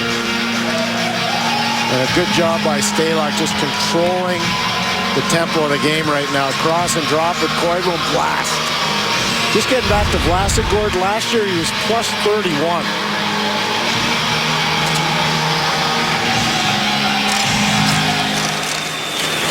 Just does everything well. That pass knocked away from Wingels by Spurgeon. He got turned around. And Vanek taps it back. That's a penalty against the Wild. Interference is the call, as Wingels got spun around in front of the Minnesota bench. And San Jose is going to the late power play here. Stalock has gone to the Sharks bench. Ryan Galloway, the linesman, is back on the ice. Wow. Just came off the Wild bench. Let's see what Thomas Vanek's indiscretion is. 26 coming over on Marleau. You know what? It is. In the old days, you could do that. Can't do that anymore. It's called zero tolerance, and they caught him. And so there is Vanek in the box, and Galloway, after being struck in the side of the head and cut by a puck earlier in the period, is back out there. Now Couture for Burns to Marleau. Centers it for Couture. A little backhand pass and lifted high and wide by Wingels, who had his shot picked and just scooped it and missed. And Tommy Wingels is a really good player, and he's electrifyingly quick. He'll want this one back. So well created by Loden Couture. And he just rifles that one into the upper deck. And because he did, the faceoff comes outside. A sixth-round pick of San Jose back in 2008. San Jose, one of the elite drafting and developing teams in the NHL. Timmy Burke has done a great job there for years. The former University of New Hampshire great. Here's Burns with it on the power play. For Couture to Wingels. Now Cook causing problems, but kept alive by Couture. Burns with a shot that's tipped wide. Wingels with it. Flies it back for Couture. Pavelski in front, tips it off the outside of the goalpost. Now Couture back with it. Wrists it ahead for Wingels, picked off. As Howla got a stick on it, then fed out to center ice. Burns brings it back in. 1:20 to go in the period. Burns fanned on that. And here come the Wild short-handed. Howla chips that pass by Carter in. Stalock leaves it there for Burns. The penalty will expire right before the period ends. Burns drops it across for Howla. That bounce off the stage and again went down to the Minnesota goal. I have a talk with the rink supervisor after this game tonight about ironing out some kinks in the glass. 45 seconds to go in the San Jose power play. Tennyson fires it around. Spurgeon quickly there for the Wild. High in the air it goes. It's in behind Hurdle. At the line, held by Irwin. Backhanded in deep for Shepard. James Shepard holds off Justin Falk. Tomas Hurdle. Back down to Shepard. Loose behind the goal. Feeds it back. Tennyson shot off the outside of the goal frame. Kemper down. Shepard digging for it. 20 seconds to go in the period. Hurdle pokes it loose for Shepard. Carlson standing in front, had it knocked away. Brodziak plays it across for Koivu, and the Wild will send it down. No shots on goal for San Jose on this power play. Tennyson, lead pass for Couture. Final seconds, drops it up. Marleau across to Pavelski. The pass handcuffed him. Joe Pavelski was all alone in the slot. Could not get a shot away, and the game will go to overtime. Last night they won with 4.5 seconds in the game against Winnipeg. And this time they almost had one with about 2.2 seconds left in the game. Pavelski's going to get it in the shooting area, and he just can't corral the puck. So Zucker with a pair, and a precious point still to be decided. Back and forth they've gone tonight. San Jose goalie Alex Stalock with a missed play. Zucker scores, making 1-0. Well, the hits keep coming for Jason Zucker right out to Jared Spurgeon. 2-0 Minnesota. But in the second period, a bad bounce goes right in front to Milker Karlsson. Brings the Sharks in the goal. And some skill from Joe Pavelski taking that Couture face-off win and sticking it to the back of the net. And Tommy Wingels pulls up his own shot. San Jose takes the lead for the first time 3-2, but Oh, Charlie Coyle, come on and be alive. Charlie Coyle's going to take it wide. Jason Zucker put a stick on the ice, go right around Justin Braun, tie it up, OT. Wild with just 2 wins in their last 9 games. Need points. They've got 1. In comes Suter with it. Works it down low. Burns picks it up. And ahead he goes for Logan Couture. Couture in across the line. 4-on-4. Fights off a check. Spurgeon has it. And wheels it quickly ahead for Zucker. Zucker with a hot hand. In shoots. Taylor made the save. Got half that puck. And knocked it in the corner. That baby was launched by Zucker. Now Couture back with it. Swings it back. Burns has a look. Picks his way. What a nifty move by Burns. Works it back in front. And finally, Poland stayed with him. Picked off by Wingels in the corner. Racing it is Marlowe to join the attack. And Poland has it. Along with Brodin, 2 Swedish defensemen out there for Minnesota. Ahead to Mikko Koivu. Koivu trying to work around Braun. Lays it back at the point. Brodin couldn't hold the line. Koivu snaps it rink wide. In comes Brodin.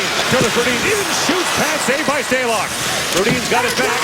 And it's sticked with it by Marlowe. Braun with it now, but it bounces down to the corner for Koivu. And Koivu kicks it ahead. Now Wingels with it. 3-on-2, come the Sharks. Wingels, rink wide, he goes for Marlowe. The pass bounced off his stick. San Jose changing as Marlowe is trapped in deep. Suter takes it away from him.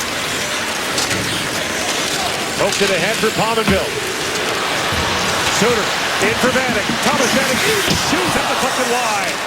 Niederreiter plays it around. Suter has to retreat. And Carlson has it for San Jose. A frenetic overtime period so far. And Nieto turns it over to Niederreiter. Now Carlson has it back. Slides out ahead for Irwin. And Irwin banks it ahead for Nieto.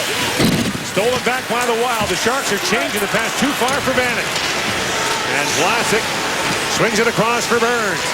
Brent Burns, hard pass ahead for Pavelski. In comes Joe Pavelski with it. Drops it back to Couture, takes the return pass. Pavelski wraps it around, looks back in front of back. Hey, John, it falls around. Kemper got his arm on that. Niederreiter goes vaulting over Couture. And finally picked up by Brodin. Kemper's lost his goal stick again. He's got lace all over him. Dan O'Rourke, the referee, picked it up. A part of Kemper's equipment came loose. There's a banner or something that Dan O'Rourke has. What is that?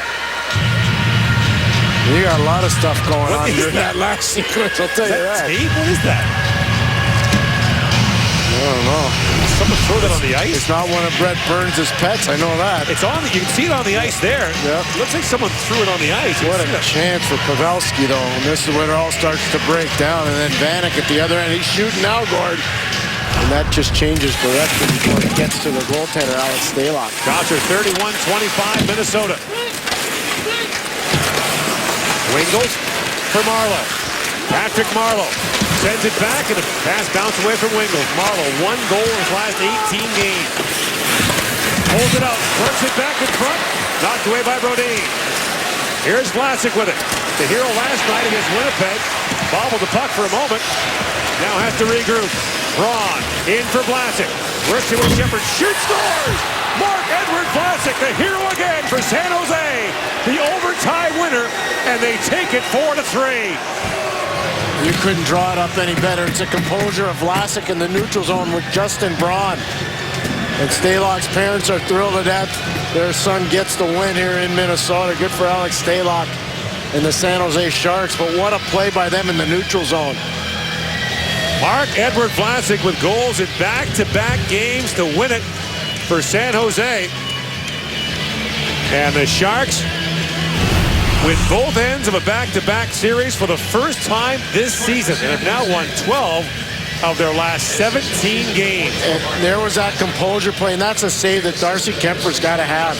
That is from a terrible angle. That's short side, and in. That's got to be stopped. They call that the American League side for a reason. But there's a composure of Vlasic and Braun, and just blast it. With 1:51 remaining in overtime, Marc-Edouard Vlasic scores the winner. Our final score, San Jose 4, Minnesota 3. Let's send it now to Liam in our studio for NHL Overtime.